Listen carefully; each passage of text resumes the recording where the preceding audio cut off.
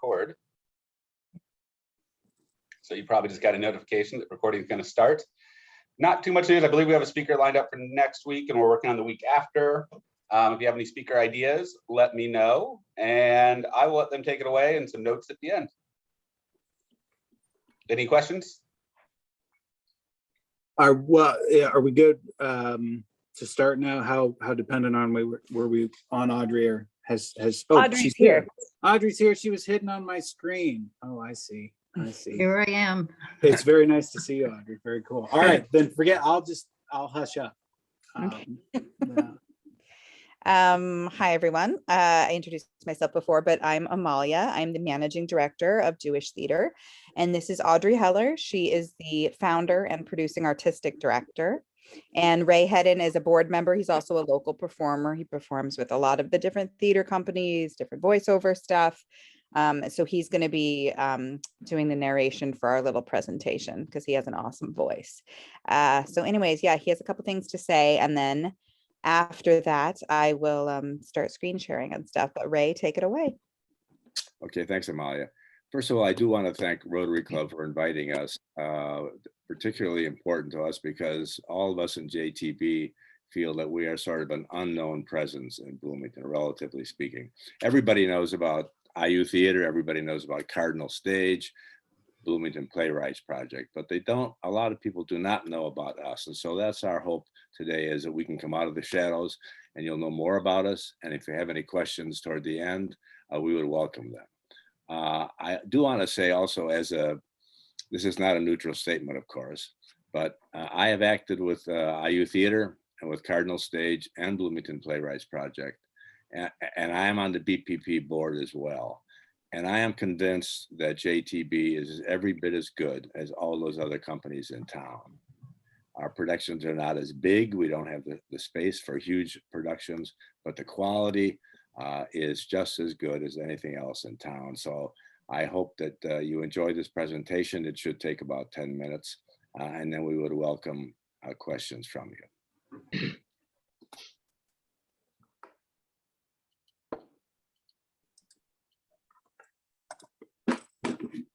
The Jewish Theatre of Bloomington, founded in 2005 by Audrey Heller, and under her direction ever since, is deeply committed to both Jewish culture and to theater written and performed in English.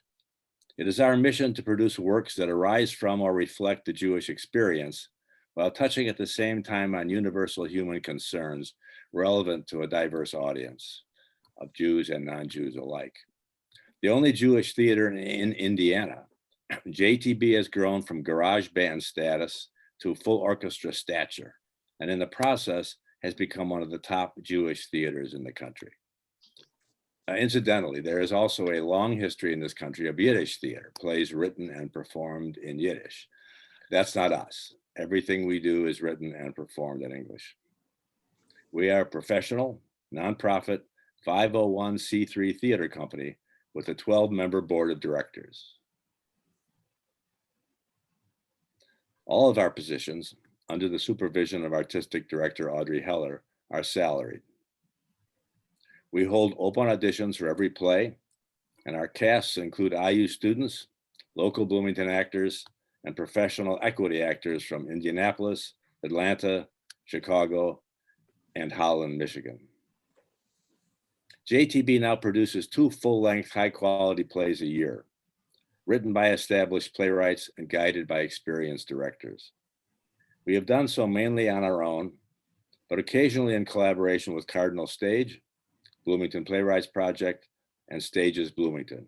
Stages Bloomington being the local children's theater that has also been established here about 2006. We are now an established fixture on the Bloomington scene, contributing both to its vibrant artistic culture and to the downtown's economic well-being. Here is a sample of some of our productions throughout the years. Brundabar, in collaboration with Stages Bloomington. An opera actually performed by children in the Terezin concentration camp. Unbeknownst to the Nazi captors, the evil Brundabar character is shaped to symbolize Hitler. This is a tale of courage and of working together to overcome tyranny. Halpern and Johnson, Halpern, a Jewish businessman, has lost his wife of 50 years. Johnson, a Catholic, shows up at her funeral and bit by bit reveals that he has had a relationship with her for many years. The result is a mixture of tension and bonding. Visions of Right. Bloomington actor Jerry Powles plays Fred Phelps, pastor of the hate-mongering Westboro Baptist Church. Visions of Right is the story of a woman's head-on encounter with a bigoted religious leader's distorted vision of what is right. The play was written in response to the real-life hate ministry of Topeka's Westboro Baptist Church. Church and State. 3 days before his bid for re-election, a Republican U.S. Senator from the South makes an off-the-cuff remark to a blogger that calls into question his belief in God and guns. He then follows up by actually proposing a gun control law. His devoutly religious wife and liberal Jewish campaign manager desperately try to contain the damage as the election nears. Leipzig. The story of a Jewish Holocaust survivor who converted to Catholicism and raised her daughter to be a devout Christian. She now suffers from Alzheimer's disease and lives largely in the past. When her mother reveals her secret, the daughter reacts with shock. Cherry Docks. When a Nazi skinhead is charged with a brutal racist murder, legal aid assigns him a Jewish lawyer. In this slide, he deliberately antagonizes the lawyer with a Nazi salute. Oh God. God is disgusted with humanity and its never-ending series of failures and atrocities. He wants to die and take all humanity with him. Yet not quite ready to take the plunge, he visits a therapist for help. Then the fun begins. Tally's Folly, one of our 4 Zoom productions during the pandemic. On a moonlit night in 1940s Missouri, a middle-aged Jewish accountant has only one chance to win the heart of Sally Tally, who was raised in a conservative Christian family that does not think kindly on their relationship. As you can see, all our plays have social and cultural relevance. They are also, I should say, very entertaining. Some of these plays are, in fact, extremely funny. Throughout our history, and even through the pandemic, JTB has managed to operate in the black, thanks to the ingenuity of Audrey Heller and the consistent generosity of our supporters. About 40% of our funding comes from ticket sales, with the rest coming from donations, sponsorships, and grants, as well as from 2 annual fundraisers at which our board members provide sumptuous dinners and attendees are treated to a staged reading or a musical performance. And in the process of all this, we have a very good time, as you can see from these photos taken at our 15th anniversary celebration early in 2020. This last year, of course, has been a particular challenge. But with the help of 4 successful Zoom performances, which reached audiences from 7 states and Canada, Spain, England, France, South Africa, all of them, we weathered that storm and hope to be back on stage in front of live audiences by spring 2022. Oops. Nonetheless, we now face an even more serious challenge. From JTB's inception, Audrey has served as our full-time artistic director on a volunteer basis. She has provided JTB's artistic vision. She has managed all aspects of JTB, selecting plays, planning each season, hiring and supervising production staff for each show, and orchestrating all fundraising activities. She has been the heart and soul of JTB, and she will be retiring in the near future. We could not possibly find a volunteer successor to someone who has been so thoroughly professional in every way except salary. In order to continue doing what JTB has done so well for 16 years, we've established the Audrey Heller Jewish Theatre of Bloomington Fund. Fortunately, an extremely generous donor has stepped forward to jumpstart the campaign and has offered to match dollar for dollar the first $100,000 in donations to the fund over the next 3 years. That is the end of the presentation. Thank you very much for the opportunity, again, to speak to you about our mission, our history, and the challenges that now confront us. If you would like further information about JTB or this fund, take a look at our website, Jewish Theatre of Bloomington. And now we would be very happy to listen to your comments or to answer any questions you might have.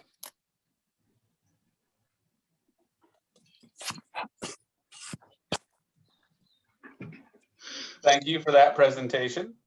I'll start off the questions here. So you said that you incorporate plays with a Jewish influence and theme. And the criteria for that is, are plays selected by the board or the individual directors? I, as the artistic director, selects all the plays. We have a reading group after I choose a play that I think is going to be good for the company. I have a reading group of 3 volunteers who then read the play. They like the play, then we pass it on to the board. The board reads the play, and at the next board meeting, we discuss it. Usually by that point, if it's been passed by me and the 3 readers, the board is pretty much rubber stamps it. If there is any discussion or problems, anybody on the board has problems with it, we talk about it. But the final decision is up to the artistic director. And I have to say that I listen very carefully to what people on the board say. And should there be a really great opposition to a show, then I won't do it. But that doesn't usually happen. And we reach a pretty amicable decision for each show.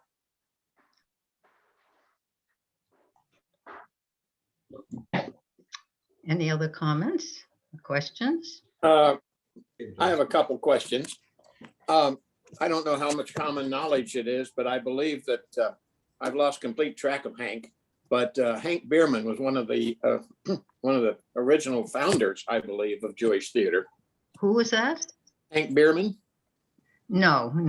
He was No. He was our board treasurer. Oh, okay. I was the founder, and he was our board treasurer for a long time. Yeah. And we felt really badly when he became ill and had to drop off the board. Yeah. And the other thing, with the consolidation of the 3 major theater projects, how is that going to affect you? Well, we don't know whether that consolidation is going to pass. The city has not decided yet on who's going to manage it. We are not part of that particular consolidation, but we work very closely with the 3 groups, and we are assured that we will always have theater space. Yeah. I've got a question, and I hopefully this isn't offensive or anything, but are your board members, is everyone Jewish, or do you have a combination of people so you're bouncing things off of each other? Right. We have a combination. Ray, for example, is not Jewish. Okay. We have several board members, and over the years, boards come and go. We've had a good mix of non-Jewish and non-Jewish board members. Yeah, we try very hard to do that. Same for our performers, directors. Definitely not everybody is Jewish. Yeah, we have a good mix. I don't know if you've probably read Joel Pearson's columns in the HT on theater, and he frequently will say, when he does a column for us, on us, he'll frequently say, you don't have to be Jewish to like Jewish theater or to come to Jewish theater. And that has really been the case. About 40% of our patrons who attend shows and our donors are not Jewish. You have to really understand that this is a very small Jewish community too.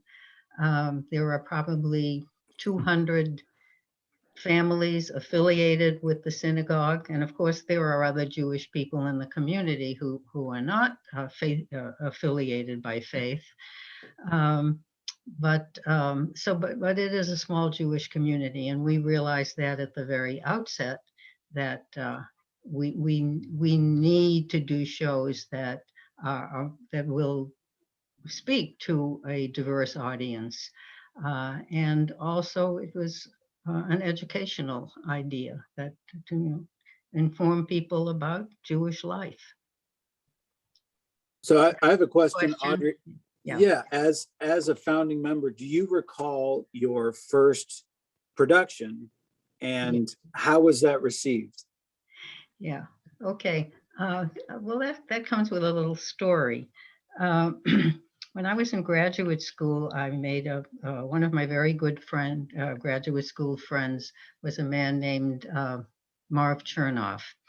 I lost contact with him over the years, and when at just about the time that we were contemplating starting a Jewish theater company, I contacted him, unrelated to the Jewish theater. And it turned out, of course, I found him on the internet. You can find almost anybody on the internet these days, right? And it turned out that he had been a professional psychologist, a clinical psychologist at a school in one of the California colleges, universities. And he had always written plays, and mainly plays with Jewish themes. So, here I'm thinking about starting a Jewish theater. I said, hey, Marv, do you have a good Jewish play? He said, as a matter of fact, I do. I have a play that I wrote that played off Broadway for over 200 performances. I said, hey, send it to me. So he sent me the play. We liked it. It was called Chaim's Love Song. We did a reading of it at a home of a friend. Everybody who attended the reading was enthusiastic. Oh, you've got to produce this play, and we did the following spring. And we had one performance. We had a dinner along with it. The performance was at the Rose Fire Bay at the Waldron. We filled the place to capacity. People loved the show, and we were launched. So that was really our beginning. Yeah. I have a question. Have you recorded and videoed all of your plays? Have we recorded any of our shows? Is that what the question is? And made videos of the shows? Yeah. Have you done that? No, we have not recorded them. And we did record a couple of Zoom shows, and there were technical problems with the recordings, so we didn't keep those recordings. It's difficult to record a show that is really made for the stage and have it really look good. You'd have to have it really professionally done, and frankly, we just don't have the money to do that.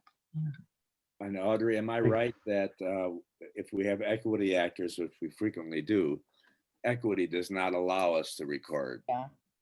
Isn't that true? No? I'm not sure about that, Ray.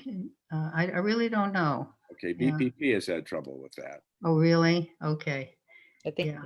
I think it might be like an extra cost or some sort of extra hoops to jump through to be able to do it with equity. So, Or maybe you'd have to have special permission. I don't know. right. That I don't know. But we do have frequent equity actors. I asked that because those, in watching the video, those plays sound so interesting. I haven't seen any of them. So if you ever play them again, I'll get a chance, I guess. Well, we may reprise some of those plays at some time. In fact, we're thinking the possibility of reprising Halpern and Johnson this fall. And I'm going to be presenting that idea at the next board meeting, which is at the end of this month. So you'll have a chance to see it.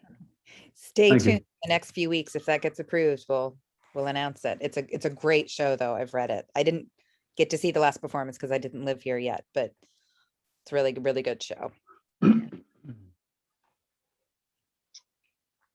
Any other comments or questions? Happy to answer anything you. When do you plan to announce your season? I know that other theater companies are starting to, and I didn't know. It sounds like you're going to wait for the next board meeting, but will it be after that you announce the whole season? Right. It will be announced in August. Yeah. And how many shows do you normally have? Okay. Normally we do 2 fully staged productions, one in the fall, one in the spring. And we also do some staged readings that are associated with fundraisers. So, but 2 fully staged productions. Now this year, and this past year, we've done Zoom productions, and we did 4 because it's easier to produce a Zoom production. But with the small staff that we have at this point, 2 is really the most that we can do. But we are going to do a Zoom show in the fall, probably in October. And it's a wonderful show that we were going to present in last year when COVID hit and we had to cancel it. We're trying to get that show mounted for the spring of 2022. And we're in the process of trying of contacting the cast. We had it fully cast. We had a full production crew. So far, we've got 3 of the cast members who are on board, 2 that are starting careers in Los Angeles and Atlanta and aren't sure that they're going to be able to be in it. But we'll have auditions in August, and hopefully, if the pandemic doesn't surge and we can't do live theater yet, we won't be able to do it. But we're pretty hopeful that by spring of 2022, we'll be able to do a live show. Hope so. Are your shows typically a little heavier dramas, or do you ever do comedies too? Well, I think, Ray, you want to address that? Yeah, I don't think we've done, in my memory at least, flat out comedies, but a lot of our plays are actually very funny, if there's a distinction there to be made. The Halpern and Johnson, for instance, the exchanges between the Jewish character and the Catholic character. It's serious, it's tense, it's also funny. Church and State has a lot of humor through the U.S. Senator. And let me think. Oh, God is very funny, actually. When God, in the form of Ken Farrell, who is one of the top actors in the area, he, as I said, he wants to quit, and he wants to take humanity with him, and he goes to a therapist. There's a lot of humor in that too. So yes, our plays, I think some of them are, well, all of them are serious, but I like to think none of them are heavy in the way that you just kind of want to get out of there as fast as you can.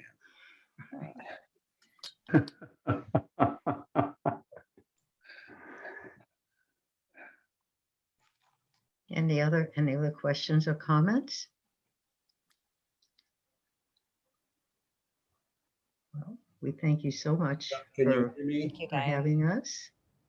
Joe? Is there Thank you. another? Okay. Thanks for having us, and we hope you will come to some of our shows. And I will try to recognize your faces when I see you in the audience. You can follow us on Thank Facebook you. if you want to, or if you have any other questions, you can email jewishtheaterbtown@gmail. You can also look up our website, jewishtheaterofbloomington.com. So always happy to answer anything you have later. Amalia, do we have a mailing list if people would like to get on that? Yeah, We you do. can subscribe on the website. Okay. And we'll pass that information around on our Facebook, on the Rotary Facebook page as well. Terrific. Awesome. Great. Thanks for having us, everyone. Thanks a lot. Thank you. Thank you. Have a wonderful day. Great presentation. Yeah. You too. Thank you. Hey, Yeah. everybody.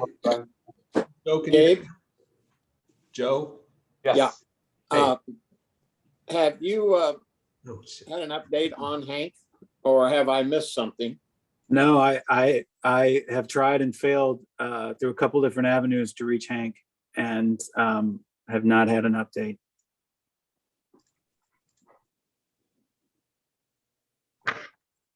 Otto, I know you were trying to ask a question. Just a really dumb comment that I wanted to share, especially now that they're gone and all the seriousness is over. It's a great program. Thanks for that, by the way, Gabe. But whenever she mentioned something about the small Jewish community, I thought of a funny story that I experienced one time. Because everybody knows, I've been to comedy, lots of comedy shows, you know. And one time, it's been 20 years ago, there was this great stand-up comedian named Dennis Wolfberg. And I saw him up at Crackers in Keystone at the Square in Indianapolis. Huge comedy room. I don't think it's still open, but 200 people in there or so. And you know, he shares that he's grew up in New York. He's a Jew, and he asked if anybody else in the audience was Jewish. One guy raised his hand. One guy. And so he riffed on that for a minute, that out of 200 people, there was only one Jewish person in there. And then he said, "May I ask you what you do for a living?" As luck would have it, he was a doctor. So Wolfberg got 2 more minutes of material on that, Jewish doctors. And then he tells everybody that he himself was in medical school at one time, and but he flunked out. And he said, the class I just couldn't get through was this, whatever class it was. And he asked the doctor, "How did you do in that class?" He was an IU med school grad. And he said, "I don't think they gave a grade in that class." And Wolfberg just exploded and went on for 5 minutes about how in the world can you, get through medical school taking classes that don't give you a grade, and how he would be a doctor if it wasn't for that one thing called grades. And it really had 200 people there rolling. It was much funnier when he did it than my retelling of it. So if you weren't there, I can imagine. Yeah. Well, I actually like your retelling, Otto. I think we should probably reserve a day for Otto to retell the jokes of comedians he vaguely remembers. I think that it would help if we were drinking in the process, though. Yeah. If Otto was drinking, we can just listen. Well, on a personal note, Amalia and I were a part of the same Hebrew school class in, basically 1990 to 2000. And at that time, there was just 10 of us. And that number fluctuated. But, growing up in Bloomington, it was it was much smaller community where, there was maybe 3 Jews in my elementary school. And the Jewish holidays were always a surprise to everybody. And, they are still a surprise, never being on the same day in any given year. But it is fascinating to see now how the congregation has grown. And Amalia's 2 daughters and my daughter are about to start Hebrew preschool together. So, it was great to see her today and fascinating to hear this presentation. And Audrey Heller's been an elder in my congregation for a long time, but it struck me when she said that it is a relatively small Jewish community, because from my perspective, it's grown. I think that there was maybe 75, 100 families when I was coming up. And now there are closer to 250, 300 families locally. So it's all very relative. And it's great to speak Hank's name. I miss him. And I do hope that, we are able to get in touch with him in some capacity, but by reaching out to him directly or trying to connect with him through the 50 Men Who Care, I haven't been able to. So, or through our congregation as well.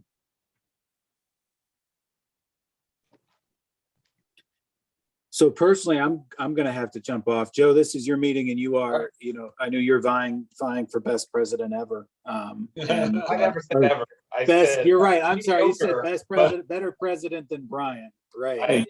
Mediocre was my goal. All right. But Oh, thank you for, what a slam on Brian. So I was gonna say, you're saying that I was less than mediocre? Thanks. I mean, Apparently.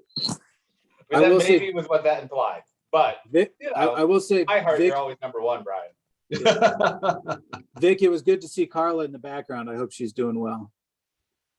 Hi, Carla. She's to Carla. Say hi. Hi. Hi. Yeah, Greg. Enjoying the meeting. wonderful, wonderful, wonderful. So I will take off, but great to have all of yours attentions, and thank you for allowing that group to come and be a part of our meeting. It went very well. See you, Gabe. Have a good one. Thank you. Joe, another thing you're supposed to do as president is in the meeting, and instead of just clicking everybody off like you did last week. you Oh, am I have just some kind of an, off? wrap it up in the meeting, maybe give an announcement about next week's or something. But I just loved how last week was, okay, well, is that over? Okay, click. Yeah, and all of But us I'm were just hearing Otto. gone instantly. You might let us leave the room first. What I'm hearing, Otto, is possibly we got a Otto presidency next year.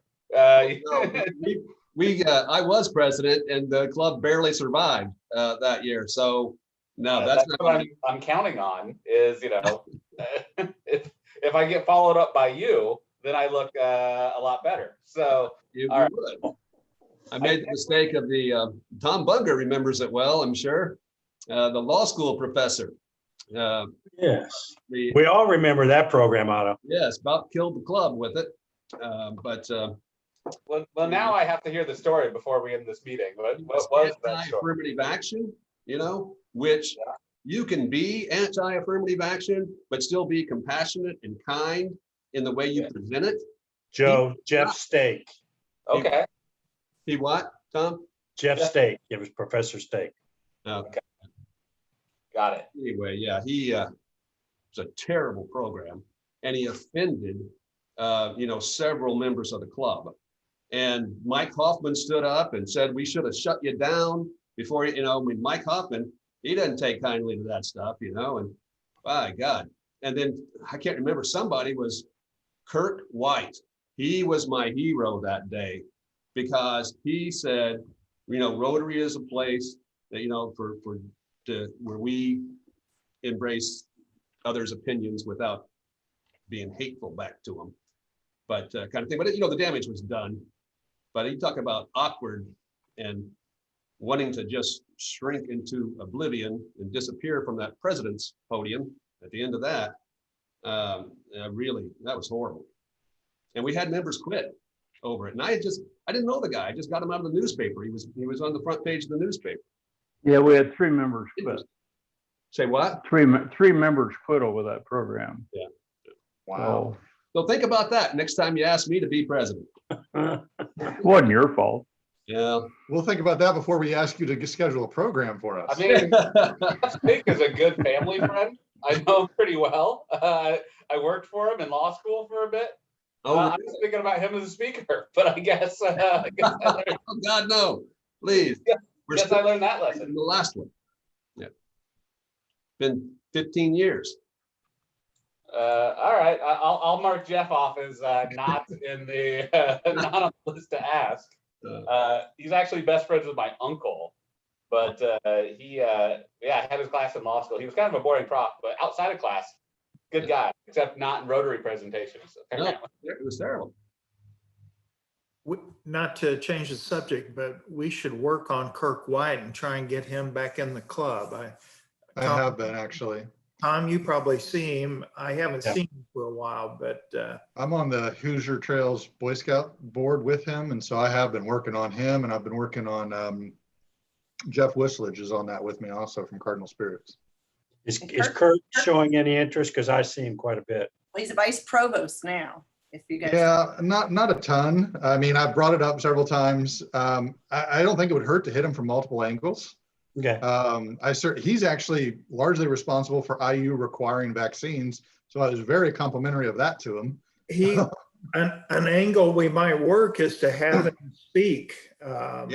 Either on the withdrawal from Afghanistan or the vaccines or whatever. Yeah, He's a vice provost now, if you didn't catch a great that. program Yeah, once. I didn't catch that. Wow. And he's gotten some other awards with the military. I think he retired with his 20 years this year too, or this past year sometime. I think there's a chance that if we go to in-person meetings, Bob Motley might come back. I've spoken to him. That'd be nice. I called Bob and he's anxious for us to be able to meet live.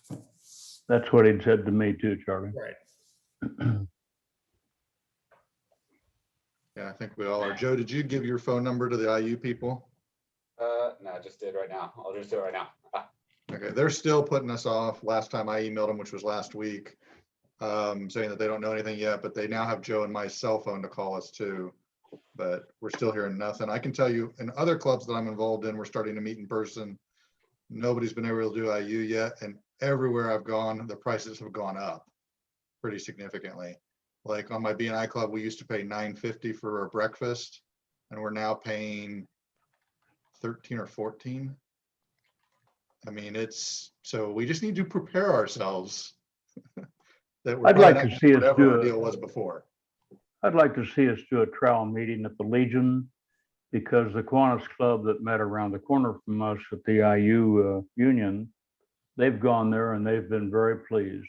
You can go there, you don't have to sign any kind of a contract, and there's no commitment, individual orders. So why don't we go and try it once and just see how it would work? It doesn't commit us at all. I attended a Kiwanis meeting to accept a check for the foundation of the MCCSC. It's interesting. You order off the menu. They come around and collect your monies. It's not the coronation room, but it is a place to meet. We've definitely been spoiled over the years. Did I they, just don't Yes, think we're we going to have. get the coronation room again at the price we had. I think that's Oh. done. Yeah, no, that's not going to happen. There's no smoking in the VFW, or is it, where was it again? It's American Legion. Legion, No smoking? no, there's no smoking there now. And there's parking, and I mean, you order off and they have specials, and a nice young lady comes in and takes the orders, and then they deliver the food. It's Why don't we try it? Well, It's that way, if just a you don't want to one eat, you don't meeting have to. trial. now the only issue is, they're meeting the same time we are. They meet on Thursdays at noon. So they've got limited.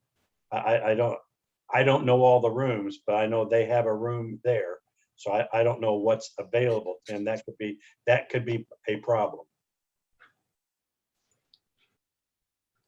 Well, I agree with Tim's sentiment is maybe we try a few different places and see if we can find one that we like. The apartment association, we meet at the country club is where we meet now. And have been meeting for the last 2 or 3 years. The apartment association, they do have parking there. They don't usually charge you for a room. It's based on meals, but I don't know exactly how it works, but I can check with somebody there. Or Otto, you could too, I suppose, right? I'm not a member anymore. Okay. Well, I can ask. Well, that'd Would be you? great, Susan, if you could ask on that. And then the other ones we've been talking about are IB Tech and the Cardinal for a while, but that's probably not going to happen. So I think it's. Well, and then like Charlie had that. that pizza place. Hey guys, I gotta run. I don't think they, I oughta. I don't think Trailhead would have, if we're gonna try and do a hybrid with Zoom, their internet connection, I don't think would allow it. Plus, it's pretty far away. It's kind of like Ivy Tech. For some people, it'd be quite a drive. I think ideally we want to be able to broadcast because like, I don't think Vic can make it in person. Yeah. But you could certainly come online, and I think we've got other members that would certainly show up online at times too. Well, I brought up maybe the library if we brought in boxed lunches. I mean, that's central. I'm just not sure what the food rules are there. Well, I don't either. I'm not. I attend all the library board meetings. I know they've got restrictions on food, and that. Another place we could talk to is the Boys and Girls Club. Yeah. Wouldn't work How many as well in the people- summer. How many people do you think we would be giving them a rough estimate on even? 15 to 20. Okay, I'm thinking lower than normal, right? Yeah, okay.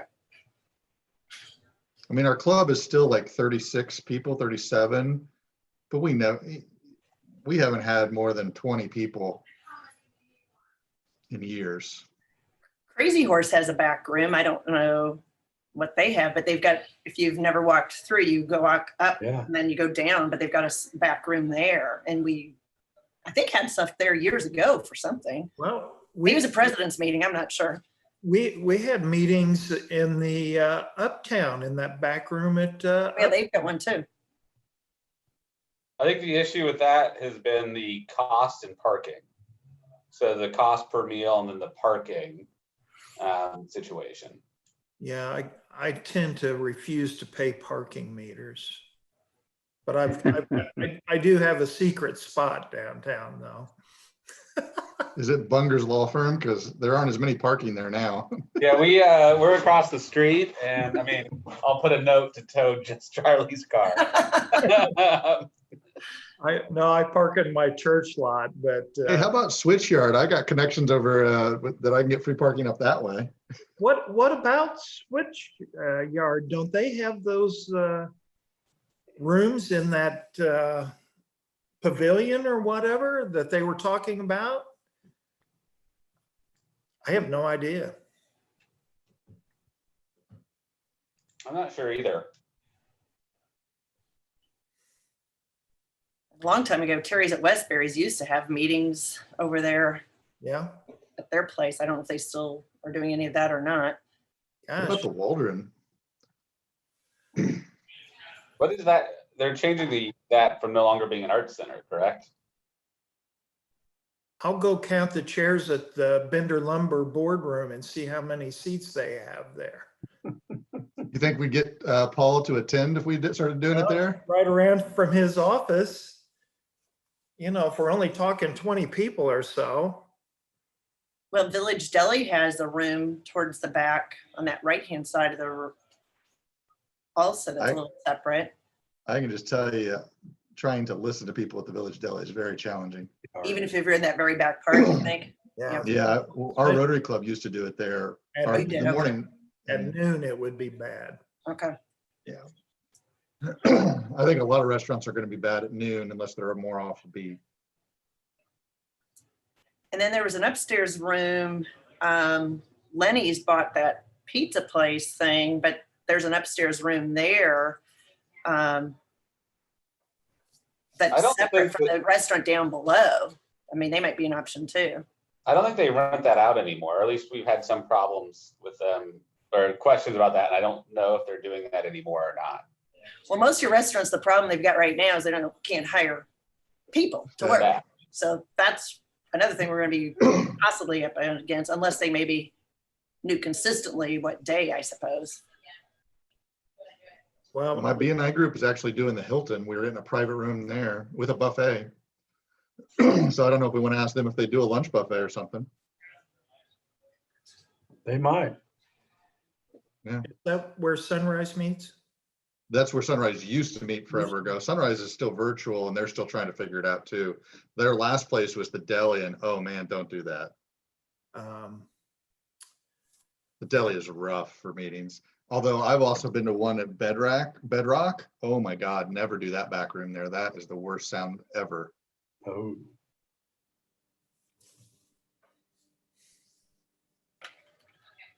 I mean, I can find out who our contacts were at the Hilton and see if they'd give us a quote for lunch stuff. I mean, that's centrally located. It's not the Coronation Room. I think if they came down the same price and we're okay with price, we go Coronation Room all day long. If IU will ever talk to us and let us back in. We've opened up my church for meetings. There's a couple big rooms and we certainly have the internet capability there. And you probably got parking. It's downtown, so it would be street parking or feed the parking meter. But we could do a box lunch and offset the price or something. I'm not opposed to looking at something. First Christian, First Methodist might have something too. I don't know, Tom. we've got the preschool. We've got. Yeah, that's there. Security issues and so forth. Yeah, getting you up to that space would be the problem. Yeah. if I get prices, who's kind of collecting the information? I am, but you can put Brian and any other board members on it. I know we've had different discussions all over the place. So, Brian says Joe. Joe. I mean, I think you give it as much to Brian as you can. No, I'm pretty sure I have a forward set up for any Rotary things that just sends straight to You can Joe. send it to me and we can do a comparison. I mean, yeah, ultimately it is something of a board decision, but we want to try to incorporate as many voices as we can. So, Joe, what's your email? Because I don't even know if I have your email. JRF. Here, I'll type it in there. Okay. I think that's probably just going to be a board choice because I think we got a lot of different opinions, but it's all about getting the best we can. Well, I think Tim had a good point of we might try a few places out.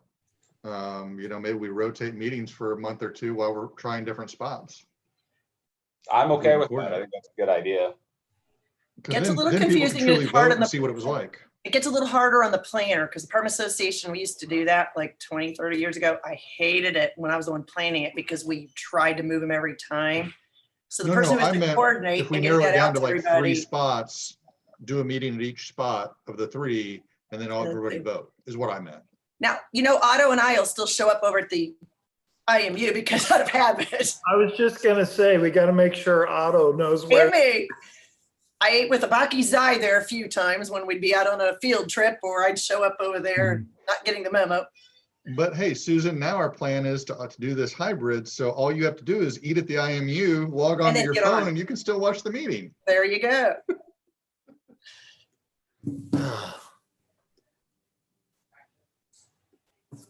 I've got to go. Yeah, Me too. Me too. See y'all later. Thanks, guys. See you guys. Take Bye. care.